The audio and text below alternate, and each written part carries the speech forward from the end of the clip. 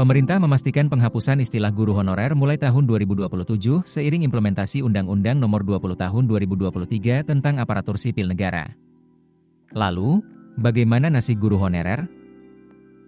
Menteri Pendidikan Dasar dan Menengah Abdul Mukti mengatakan, penghapusan status honorer merupakan konsekuensi dari pelaksanaan UU ASN yang menghapus tenaga honorer di instansi pemerintah.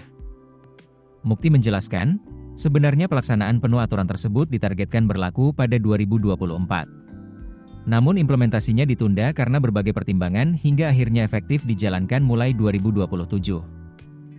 Dalam skema baru tersebut, pemerintah akan mengupayakan seluruh guru memperoleh sertifikasi dari pemerintah. Sementara itu, guru yang belum lulus sertifikasi nantinya akan mendapatkan status sebagai pegawai pemerintah dengan perjanjian kerja paruh waktu. Terkait penggajian PPPK paruh waktu, Mukti menyebut mekanismenya akan menjadi tanggung jawab pemerintah daerah.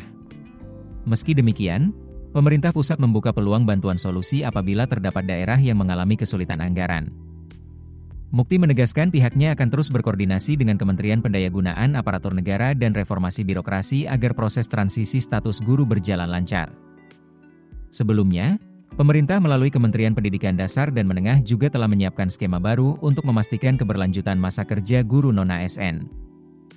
Hal tersebut menyusul diterbitkannya Surat Edaran Mendikdasmen Nomor 7 Tahun 2026 yang mengatur masa kerja dan penggajian guru non-ASN hingga 31 Desember 2026. Direktur Jenderal Guru dan Tenaga Kependidikan Kemendikdasmen Nunuk Suryani mengatakan, aturan tersebut menjadi masa transisi sebelum penerapan skema baru pada 2027. Nunuk menjelaskan, penataan guru non-ASN sebenarnya ditargetkan selesai paling lambat Desember 2024 sesuai amanat UU ASN. Namun pemerintah memutuskan memperpanjang masa transisi agar guru non-ASN tetap dapat bekerja sambil menunggu skema baru diterapkan. Kebijakan penghapusan status guru honorer ini menjadi salah satu langkah besar pemerintah dalam reformasi sistem kepegawaian nasional, khususnya di sektor pendidikan. P3K paruh waktu merupakan skema kerja ASN dengan sistem jam kerja yang lebih fleksibel dibanding P3K penuh waktu. Skema ini disiapkan pemerintah sebagai solusi transisi penghapusan tenaga honorer. Guru non-ASN yang belum mendapatkan formasi P3K penuh waktu atau belum lulus sertifikasi tetap dapat bekerja melalui skema P3K paruh waktu. Status tersebut tetap masuk kategori ASN, namun mekanisme kerja, beban jam mengajar, serta penggajian disesuaikan dengan kemampuan anggaran pemerintah daerah. Hingga saat ini pemerintah belum menetapkan angka resmi gaji P3K paruh waktu. Namun skemanya diperkirakan mengacu pada beban kerja, jam mengajar, serta kemampuan fiskal daerah.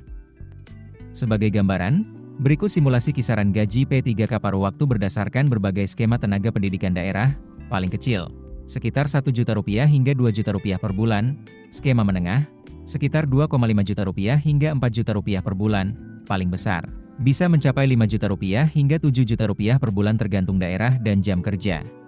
Nominal tersebut masih dapat ditambah tunjangan tertentu sesuai kebijakan pemerintah daerah masing-masing. Keputusan bisnis terbaik datang dari data, bukan tebakan. Mudah berlangganan Business Insight dengan subscribe with Google.